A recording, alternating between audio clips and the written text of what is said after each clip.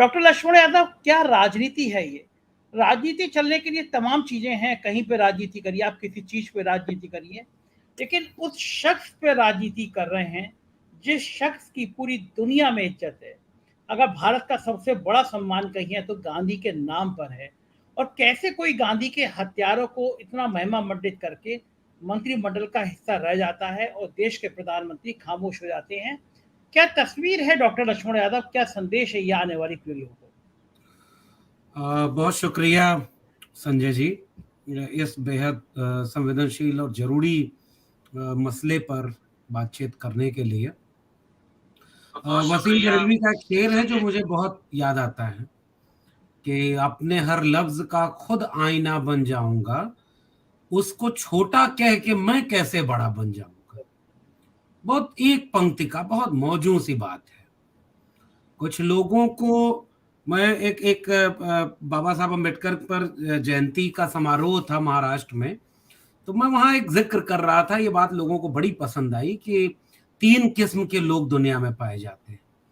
एक वे लोग जो इतिहास लिखते हैं, दूसरे वे लोग होते हैं जो इतिहास पढ़ते हैं, और तीसरे वे लोग होते हैं जिनको न इतिहास लिखने का मौका मिल पाया या नहीं लिख पाए और न पढ़ पाए। तो वो इतिहास का सिलेबस बदलते हैं, धारणाएं बदलते हैं कि वो इतिहास में अमर हो जाएं। कुछ ऐसे ही लोगों की ताकत आजकल इस देश को चलाने में हमारे सामने मौजूद है।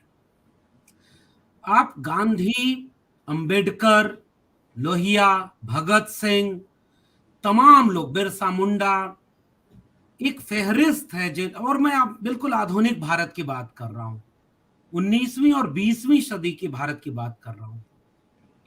ऐसे लोगों की फेहरिस्त है जिनको अगर आप इतिहास की पुस्तकों से निकाल देंगे तो ये भारत बन ही नहीं पाएगा जो भारत आज है।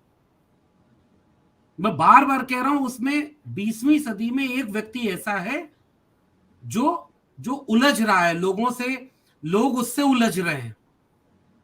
और मैं जब भी गांधी पर बात करता हूं तो मैं अंबेडकर को याद करता हूं, भगत सिंह को याद करता हूं, लोहिया को याद करता हूं। 3 नाम तो बहुत सामान्य ढंग से इस विमर्श में लिए जा सकते हैं। डॉक्टर अंबेडकर की घोर असहमतियां गांधी जी से थीं और फिर भी दोनों में संवाद होता था।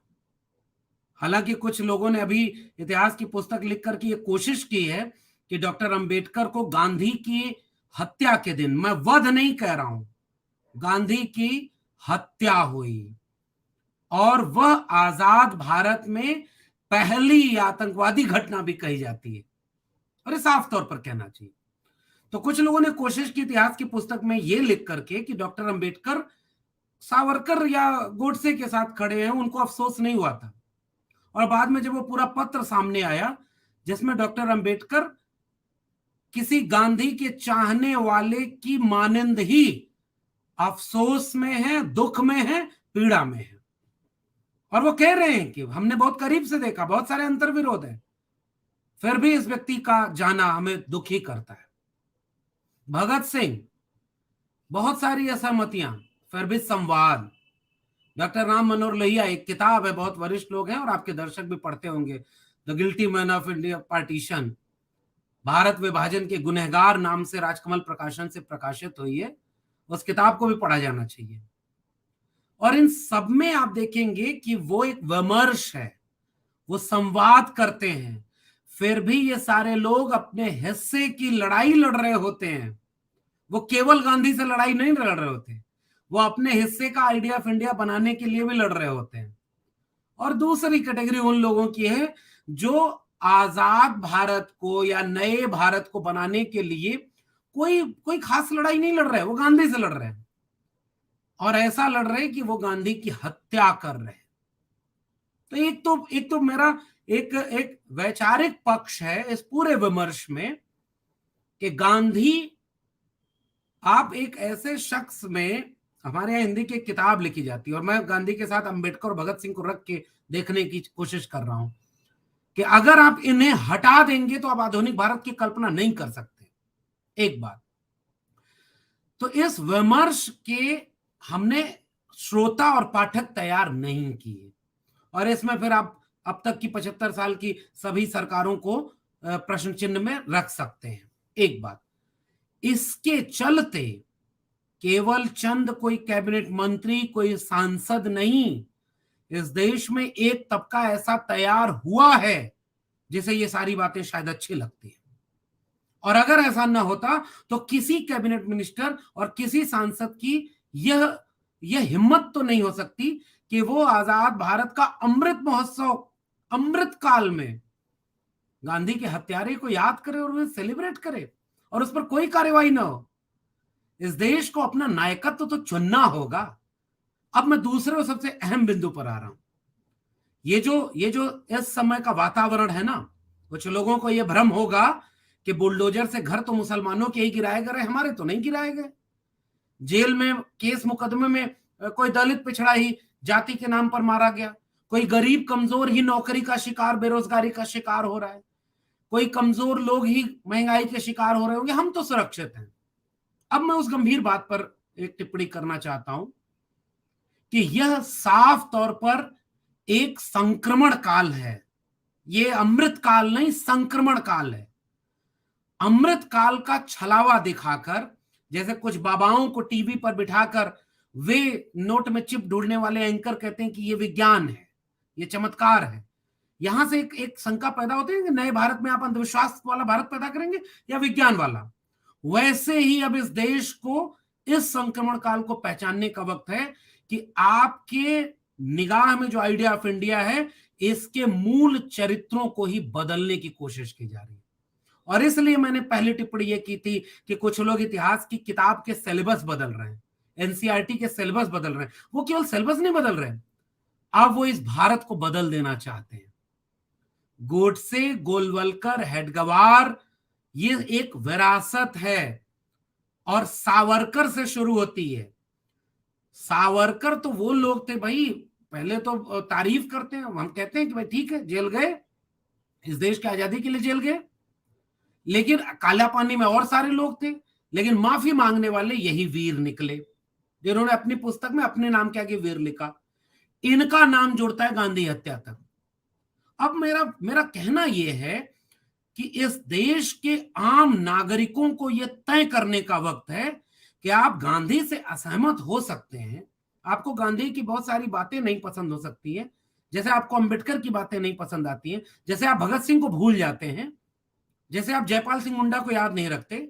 बावजूद इसके क्या आप इस नए भारत को इस तरह से बनने देना चाहते हैं जिसमें आपके भारतीयता की नींव में जो पत्थर लगे वही बदल दिए जाएं और आपको स्थापित कर दिया जाएगा कि मूल नायक ये हैं?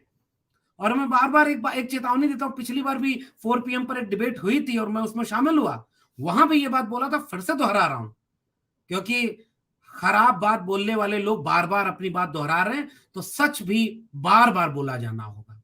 और वो सच ये है कि आज अगर गांधी के इतिहास को मिटा दिया गया तो कल अंबेडकर के इतिहास को भी मिटा दिया जाएगा, जयपाल सिंह मुंडा के इतिहास को भी मिटा दिया जाएगा, और फिर एक ही इतिहास बचेगा, और वो इतिहास हत्यारों का होगा, वो इतिहास केवल जालिमों का होगा।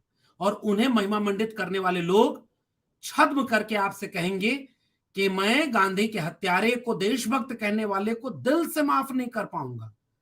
मैं जानना चाहता हूं कि वो दिल किस चीज का बना है कि गांधी की मूर्ति के सामने झुक जाते हैं। वो एक कविता लिखी थी हमारे हिंदी के कवि नागार्जुन ने, वतन बेचकर पंडित नेहरू फूले नहीं समाते हैं, फिर भी झुक झुक गांधी की समाधि पर फूल चढ़ाने जाते हैं। और नेहरू ने ये कविता सुनी थी, ईडी सीबीआई नहीं भेजी थी, जेल नहीं भेजा था, बुलडोजर नहीं चलवाया था। हमारे यहाँ लोहिया के ऊपर एक किस्सा चलता है कि वो, अब पता नहीं इसका कई रूप है, लेकिन ये किस्सा बहुत मौजूद है, लोकतंत्र क्या होता है, भारत कैसे बना था। लोहिया लोहिया तो वो व्यक्ति थे जो भारत आजाद हुआ तो नहर रेट आंदोलन पर, सड़क पर आंदोलन कर रहे थे और जेल चले गए। अब इतिहास में गोडसे गोलवलकर पढ़ाए जाएंगे। तो उनसे पूछा, एक महिला गई कि भाई आप, देश आजाद हो गया, आपको ये सब मिल गया, हमें क्या मिला? तो कहे वो पंडित नेहरू जाते हैं वहां पर, जरा उनसे कॉलर पकड़ के पूछ लेना। वो महिला गई अगले दिन और पकड़ के पूछती है कि भाई आप तो प्रधानमंत्री बन गए, देश आजाद हुआ, तो हमें क्या मिला?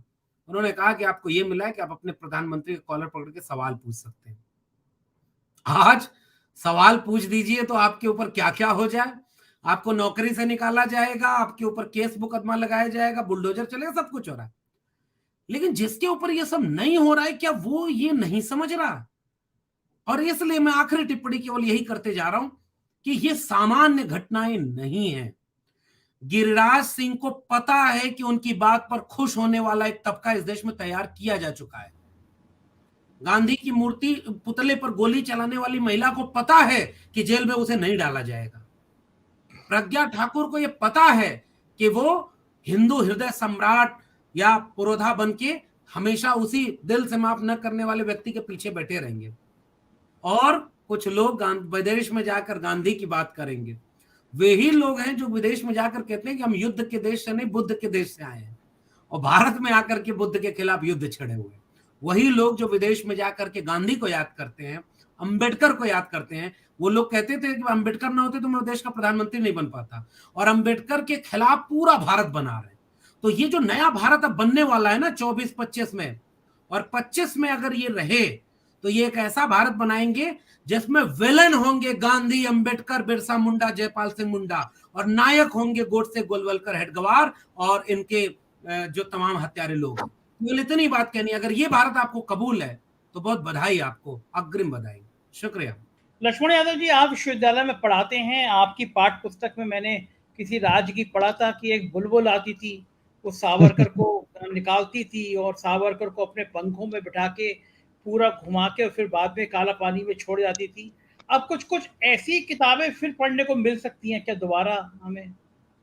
वो बुलबुल वाला धारावाहिक है, वो एक चैप्टर है जिसमें वो बुलबुल पर बैठकर, वो बुलबुल पहले सावरकर को बिठाकर पूरे देश में घुमा दिया करती थी।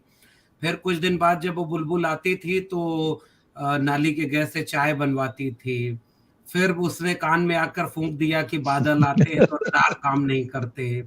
फिर एक दिन वो बुलबुल आई और कही कि a² + b² में 2ab जो एक्स्ट्रा आया है वो कहाँ से आया है।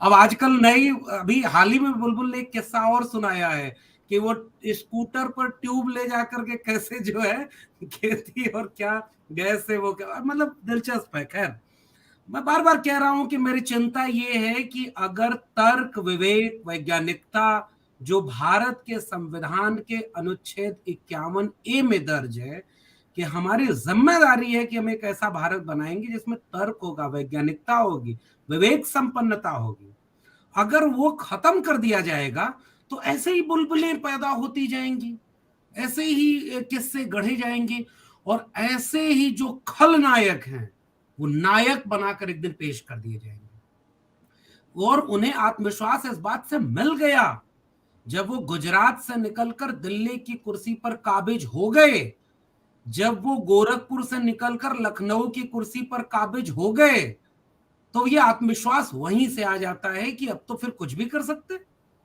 जब हमारा ये काम होकर के भी हमें लोग इतना वोट दे सकते हैं, और वोट दे रहे हैं या क्या हो रहा है ये नहीं पता। मैं गांधी को जब याद करता हूं तो मैं कहता हूं कि गांधी ने, अब मैं एक वर्ण व्यवस्था वाला इशू है जिससे मैं थोड़ा सा मैं भी असहमत होता हूं, लेकिन मैं गांधी को वहां भी देखता हूं जब वो गौतम बुद्ध के सिद्धांतों में से सत्य और अहिंसा को आधुनिक युग में फिर से खड़ा कर दे रहे हैं। गांधी उसे जी रहे होते हैं, और गांधी एक वैल्यू है, एक मूल्य है, और इस जगह पर खड़े होकर कोई बुद्ध को भी याद करे, गांधी को भी याद करे विदेश में जाकर। और बिल्कुल ठीक इन्होंने कहा कि भाई बाहर तो ये बोल नहीं सकते, लोग हंसेंगे। अरे भाई, लोग तो अभी भी हंस रहे हैं, आप तो बस अपने लोगों को खुश कर रहे हो। और ये किससे, अब पता नहीं वैज्ञानिक सुन करके खुश हो रहे हैं। अब मैं एक जगह चिंतित हूँ, ये आखिरी टिप्पणी है, चूंकि हमारे तमाम वरिष्ठ लोगों ने कहा कि वो मुतमईन है कि ऐसा भारत नहीं बनेगा। मुझे भी ये महसूस होता है भीतर से कि जड़ें बहुत गहरी हैं। इतिहास के पन्नों में कुछ स्याह पन्ने यूं ही 1-2 पन्ने पलट दिए जाएं तो उनके अंधेरे मिट जाया करते हैं। बहुत लंबा इतिहास है।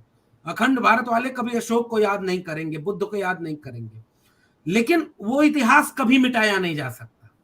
ये इतिहास जो गलत ढंग से लिखा जा रहा है, ये तो 2-4 पन्ने यूं ही पलट दिए जाएंगे तो ये कह दिया जाएगा कि एक दौर आया था, एक तानाशाह का दौर आया था जो कभी राजधानी बदल रहा था, कभी नोट बदल रहा था। इससे ज्यादा जिक्र नहीं होगा। लोग हंसेंगे, गुजर कर आगे निकल जाएंगे।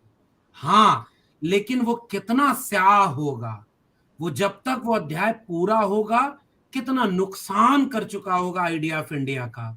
मेरी चिंता केवल इतनी है। शुक्रिया।